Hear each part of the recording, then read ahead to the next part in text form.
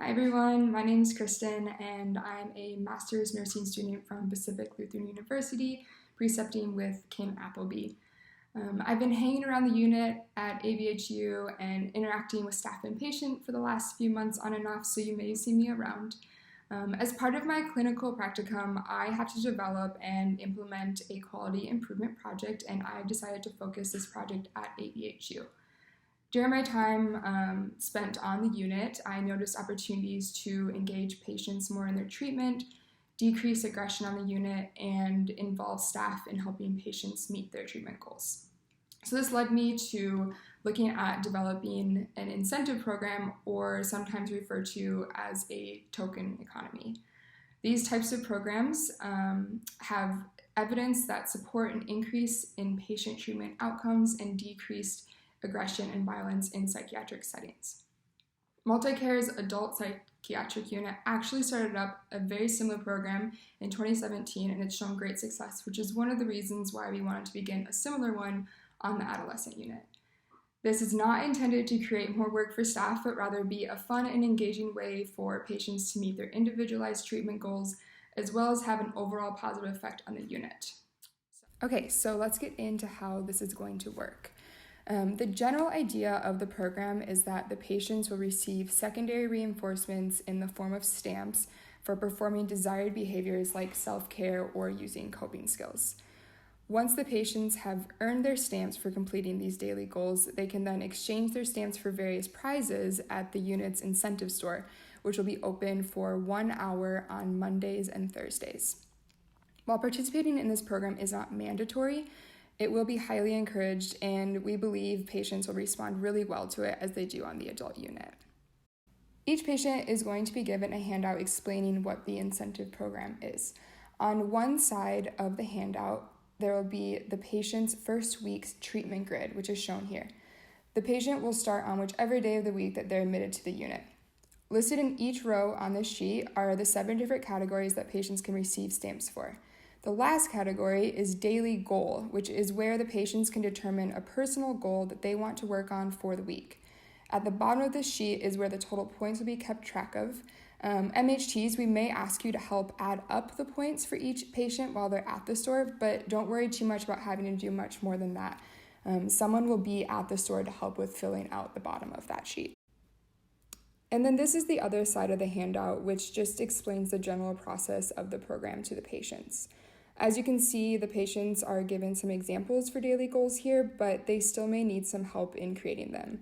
So when doing this, just encourage the patients for these goals to be personal, attainable, and measurable. As for how this program is going to fit into the current schedule, we have provided an example of what the new schedule will look like on a day that the store is open and a day that the store is not open. So first we're going to look at a day where the store is not open, which is a Friday. So on days that the store is not open, your days are not going to look a whole lot different than they do currently. During the morning community meeting, we would like the MHTs to take a couple minutes just to check in to see how the program is going for everyone. Peggy and Kira will provide a general script for what should be included in these conversations, so just be on the lookout for that. If there is a new admit, please use this time to give them their initial handout with their treatment grid and make sure to ask them if they have any questions about how the program works or if they need help coming up with their daily goal. Every Monday, the patients will need new treatment grids, so this is the time to hand those out and roll over the points from the last grid. The way you do this is really simple. On the previous week's treatment grid, just take the number in the last box labeled rollover points and then put it in the first box of the new grid labeled rollover points from last grid. You can see that pictured right here. Just make sure the patients put their name and date on the new grid so they can keep track of them. Lastly, please collect the old grids and place them in the designated folder for your pod to be collected and shredded. The evening community meeting is just a time to reflect on how the patients did with meeting their treatment goals for that day. Again, Peggy and Kira will provide a general script for what this conversation should entail. To avoid interruptions to other daily activities, stamps will only be given out at designated times by MHTs and RNs.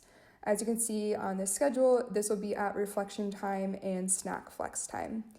These designated times should be used to check in with the patients to see if they need stamps for meeting their daily goals. We will provide special stamp markers that look like this for you to use, which will be kept in the touchdowns. Please put only one stamp per box per goal met. Patients should be encouraged to advocate for themselves so that staff are not constantly trying to keep track of who is or who is not meeting their goals. As for days that the store is open, Mondays and Thursdays, the community meetings and the stamp check-in times will remain the same.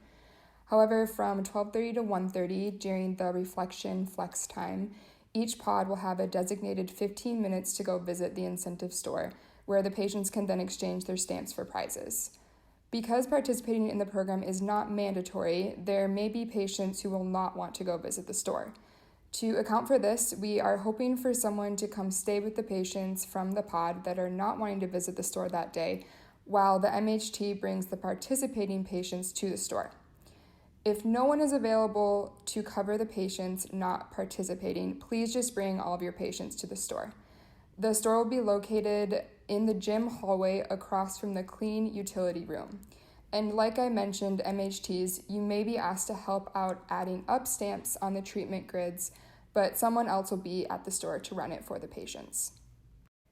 All right, and lastly, this is the sheet that will be posted outside of the store just to remind patients of the rules. They're pretty self-explanatory, but I just wanted to highlight a couple of things. One is that each patient is only allowed to buy 2 food items per visit, which they must eat before going back into their individual rooms. Honestly, this is just to avoid patients from spending 50 points on only candy, so you're welcome. Patients do not have to spend all of their points at one visit, and they can choose to save them for their next visit to the store. However, if they know that they will most likely be discharged before the store is open again, please just encourage them to spend the remainder of their points, as they will not have another opportunity to cash them in before discharge. And lastly, patients are responsible for their treatment grids. So unfortunately, if they lose it, they can get a new one, but they're going to have to start over with collecting points. So the plan is to roll out the program on Monday, May 24, which is a week from today if you're watching this on Monday, May 19th. That day, patients will be given their first treatment grids by the MHTs at the morning community meeting, and then they can begin receiving stamps that day. So then the store will be open for the first time on Thursday, May 27. We're really excited to begin this program on the unit, so please do not hesitate to reach out to leadership with any questions or concerns that you may have. Leadership's also going to be really intentional about rounding frequently in the initial weeks just to help smooth out the process of the program and answer any questions you guys have. So as we're beginning to implement this program, we would really love your feedback about how to improve it and make it the most successful it can be for this unit. So yeah, thank you so much for your guys' help in continuing to improve the overall treatment experience for patients at ABHU.